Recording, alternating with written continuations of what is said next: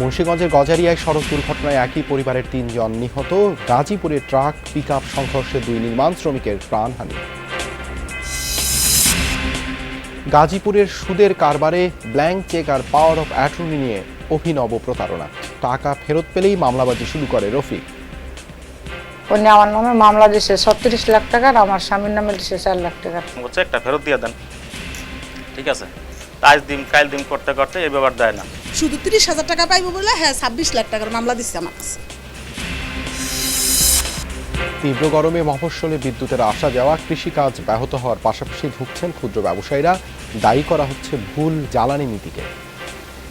পানি শেষ হচ্ছে না, জমিনে ধান বাইরে হচ্ছে না। মাল্চিং পেপার দিয়ে যে তাপমাত্রা ধরে রাখার চেষ্টা করতেছি, এটাও আর এখন ধরে রাখতে পারছি। সংযোগ দিতে পেরেছি, আমরা বিদ্যুৎ বিতরণ লাইন তৈরি করতে পেরেছি, কিন্তু শতভাগ বিদ্যুৎ দেওয়ার মতো আমরা সক্ষমতা অর্জন করতে পারিনি। তাপমাত্রা বাড়লে ঝড়ের মৌসুমে বাড়ে বজ্রপাতের সংখ্যা। অনাকাঙ্ক্ষিত মৃত্যু ঠেকাতে প্রয়োজন জনসচেতনতা। মাঠে কাজ করতে হচ্ছে, তার নাগালে একটা আশ্রয় কেন্দ্র আছে, সেটা দৌড় দিয়ে হয়তো আশ্রয় নিতে, এরকম যে আশ্রয়ের ব্যবস্থা করা যায় সেক্ষেত্রে হয়তো তার জীবনহানিটা রক্ষা করা সম্ভব।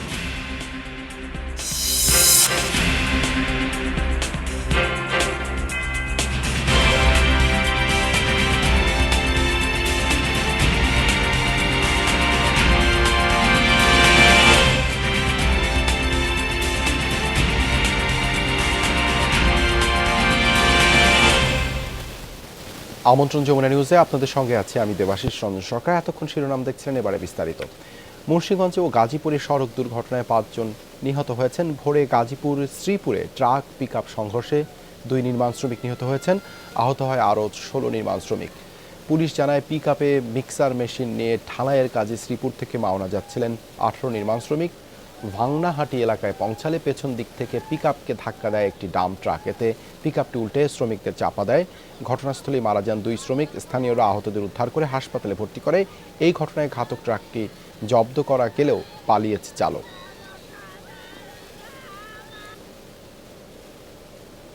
মুন্সিগঞ্জের গজারিয়ায় ঢাকা চট্টগ্রাম মহাসড়কে সড়ক দুর্ঘটনায় একই পরিবারের 3 জন নিহত হয়েছেন। আহত হয়েছেন 2 জন। নিহতরা হলেন আলমগীর হোসেন, তার ছেলে জহিরুল ইসলাম ও মামি রাহেলা বেগম। স্থানীয়রা জানায় মামি রাহেলাকে ডাক্তার দেখাতে প্রাইভেট কারে করে ঢাকায় যাচ্ছিল আলমগীর ও তার 2 ছেলে। ঢাকা চট্টগ্রাম মহাসড়কের বাউশিয়া ওয়াটার পার্কের সামনে পৌঁছালে পেছন থেকে ধাক্কা দেয় একটি পিকআপ। এতে রাস্তার পাশের খাদে পড়ে যায় প্রাইভেট কারটি। ঘটনাস্থলে প্রাণ হারান 3 জন। খবর পেয়ে ঘটনাস্থলে গিয়ে মরদেহগুলো উদ্ধার করে ফায়ার সার্ভিস। আহত 2 জনকে উদ্ধার করে স্থানীয় হাসপাতালে ভর্তি করা হয়েছে।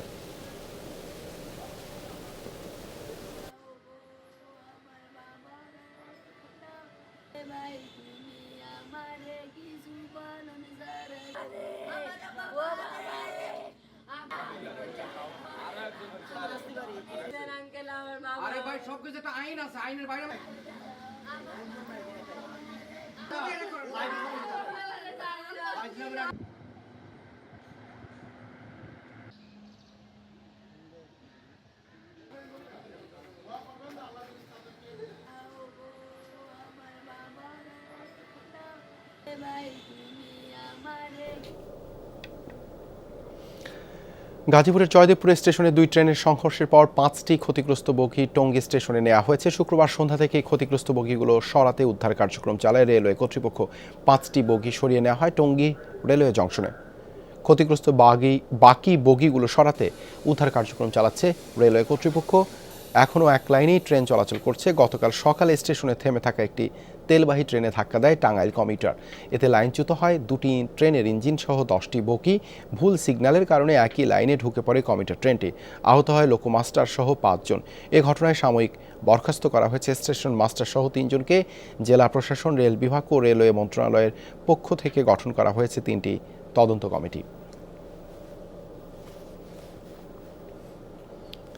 এ পর্যায়ে গাজীপুর থেকে যুক্ত হচ্ছেন সহকর্মী পলাশ প্রধান। পলাশ, ক্ষতিগ্রস্ত বাকি বগিগুলো সরাতে কতটা সময় লাগবে?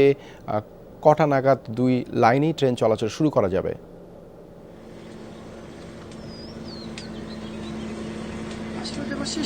সে বিষয়টি এখন নিশ্চিত হওয়া যায়নি। যারা ঊর্ধ্বতন কর্মকর্তা আছে রেল কর্তৃপক্ষ, তারা বিষয়টি যদিও যে মালবাহী যে বগিটি রয়েছে সেখানে আসলে জন্য মালামাল রয়েছে, এই জন্য আসলে করার সম্ভব রয়েছে। 5টি বগি থেকে 3টি বগি নিয়ে যাওয়া হয়েছে মালবাহী, বাকি যে 2টি বগি সেটি কিন্তু কাজ চলছে। তবে বিপরীত পাশে যে যাত্রীবাহী যে ট্রেনটি ছিল সেটি কিন্তু আসলে লাইন থেকে দূরে সরিয়ে রাখা হয়েছে। অর্থাৎ এই যে মালবাহী যে বগিগুলো সেগুলি নিয়ে যাওয়ার পর কিন্তু আসলে স্বাভাবিক হবে বলে জানিয়েছে। তবে অন্যদিকে যদি বলি যাত্রী ভোগান্তি, অর্থাৎ এই রাস্তা চলাচলরত যত ট্রেনগুলো রয়েছে প্রত্যেকটি ট্রেন কিন্তু আসলে কিন্তু শিডিউল বিপর্যয় হয়েছে। আমরা কিছুক্ষণ আগেও কিন্তু টঙ্গী স্টেশন থেকে দেখেছি যে একাধিক ট্রেন সেখানে আসলে থামিয়ে রাখা হয়েছে। বিপরীত পাশে কিন্তু গাজীপুর, জয়দেবপুর রাখা হয়েছে। অর্থাৎ বলা ছিল যে ময়মনসিংহগামী এবং উত্তর এবং পশ্চিমবঙ্গ যে রোডের যাত্রী ছিল তারা কিন্তু সব ট্রেনই কিন্তু টাইম বিপর্যয় হয়েছে। অর্থাৎ ঘন্টার পর ঘন্টা কিন্তু তারা সেখানে আসলে অপেক্ষা করতে হচ্ছে। এত করে তাদের যে সময় সেই গন্তব্য স্থানে যেতে পারছে না, অর্থাৎ বলা চলে যে যাত্রী ভোগান্তি এটি তো রয়েছে। তো পাশাপাশি বলি যে এখানে যারা উদ্ধার কর্মী, সেই উদ্ধার কর্মীর সাথে কিছুক্ষণ আগে আমরা কথা বলছি, তারা বলছিল যে বিকেল 4টা-5টা নাগাদ হয়তো বা তারা পরিপূর্ণভাবে আসলে এই 2টি লাইনই স্বাভাবিক করার সম্ভাবনা রয়েছে। ধন্যবাদ পলাশ যুক্ত হওয়ার জন্য। করেন সুদের ব্যবসা, জামানত হিসেবে নেন ব্ল্যাঙ্ক চেক অথবা জমির পাওয়ার অফ অ্যাটর্নি, সুদ সহ টাকাও বুঝে নেন ঠিকঠাক, কিন্তু চেক আর ফেরত দেন না। উল্টো জালিয়াতির মামলা করে হাতিয়ে নেন মোটা অঙ্কের টাকা। গাজীপুরের টঙ্গী এলাকায় এমন এক অভিনব প্রতারকের সন্ধান পেয়েছে যমুনা টেলিভিশন। টঙ্গী থেকে ফিরে সেই গল্প জানাচ্ছেন সহকর্মী আশিক মাহমুদ, ছবি তুলেছেন নির্মল চন্দ্র। গাজীপুর জেলার টঙ্গীর মোরকুন এলাকার বাসিন্দা রিপন ও তাসলিমা দম্পতি আর্থিক অনটনে পড়ে প্রতিবেশী রফিকুল ইসলাম ওরফে রফিকের কাছ থেকে সুদে ধার নিয়েছিলেন 3.5 লাখ টাকা।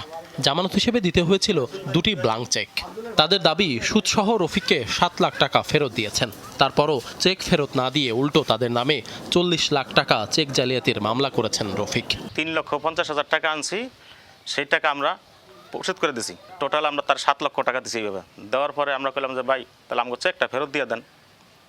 ঠিক আছে, আজ দিন কাল দিন করতে করতে এই ব্যাপার দেয় না। উনি আমার নামে মামলা দিয়েছে 36 লাখ টাকার, আমার স্বামীর নামে দিয়েছে 4 লাখ টাকার।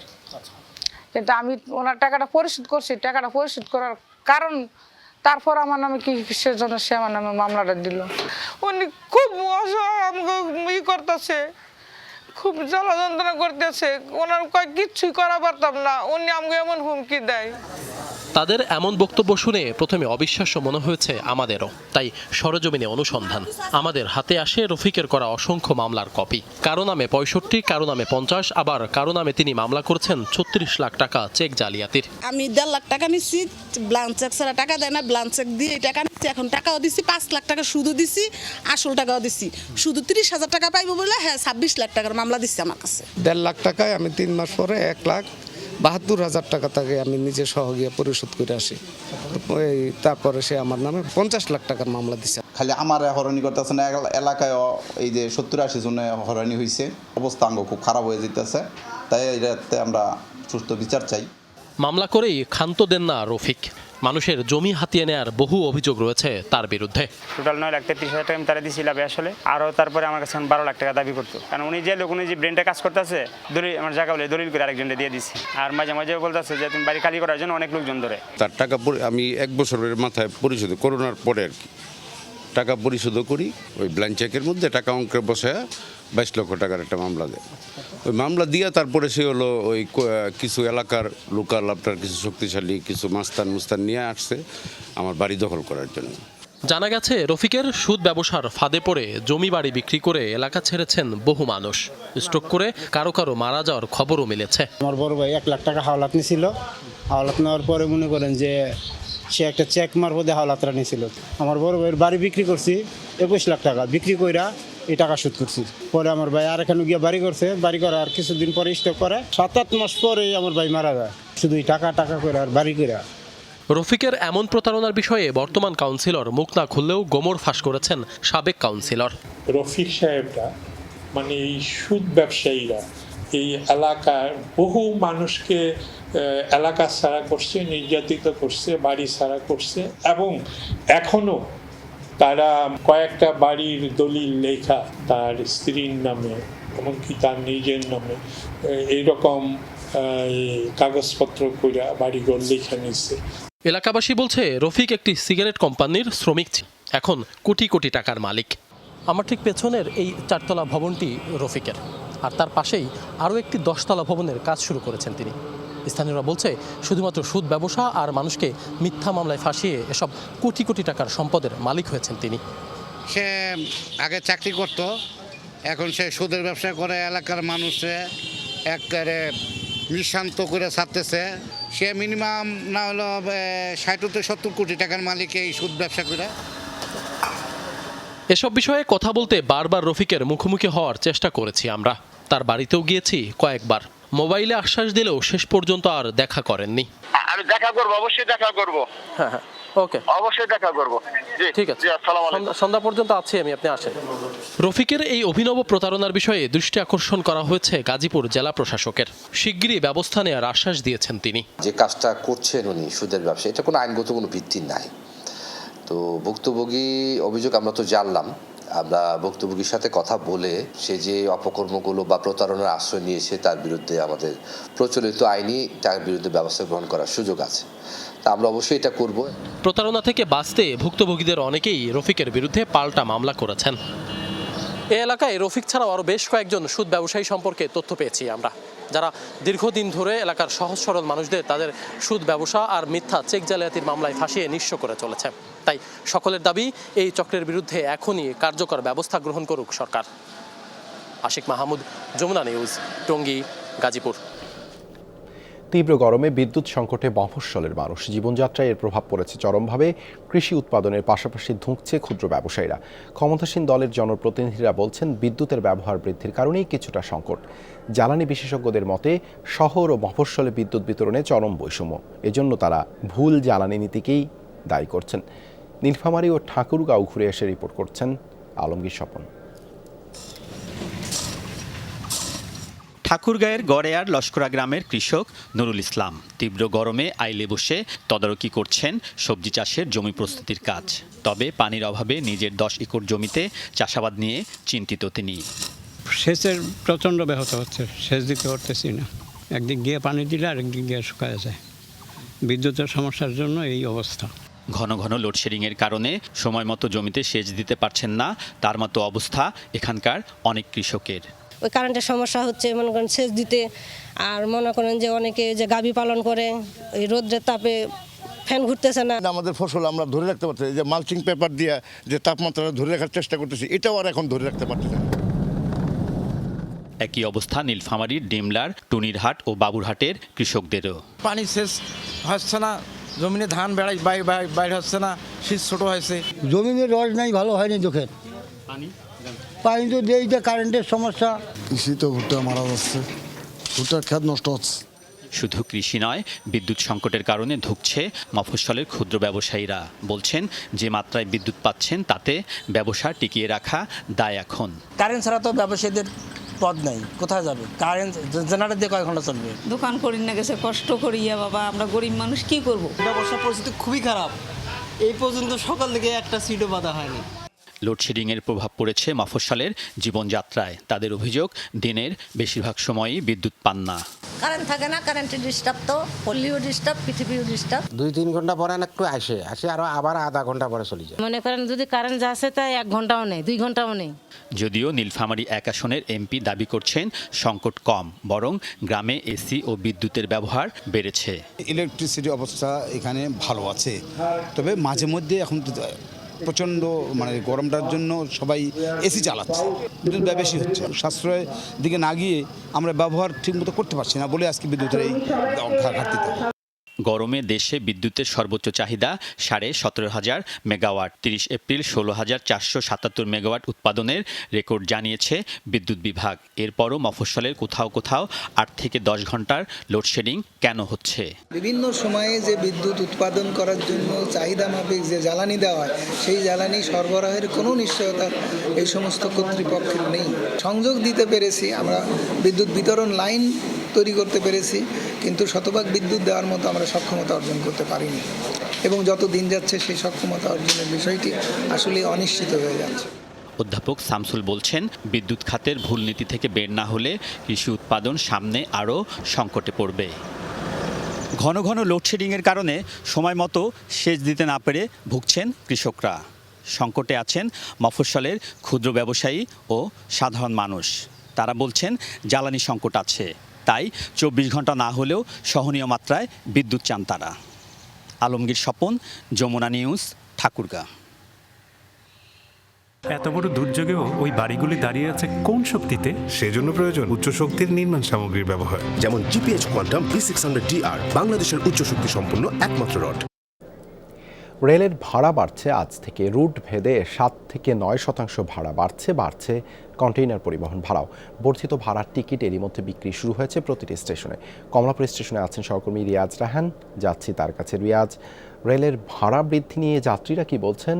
আর গতকাল গাজীপুরে রেল দুর্ঘটনার প্রভাব নিশ্চয়ই এখনও রয়েছে, তো শিডিউল বিপর্যয় কীরকম হচ্ছে সেই বিষয়ে সহ সার্বিক পরিস্থিতি আমাদের জানাবেন।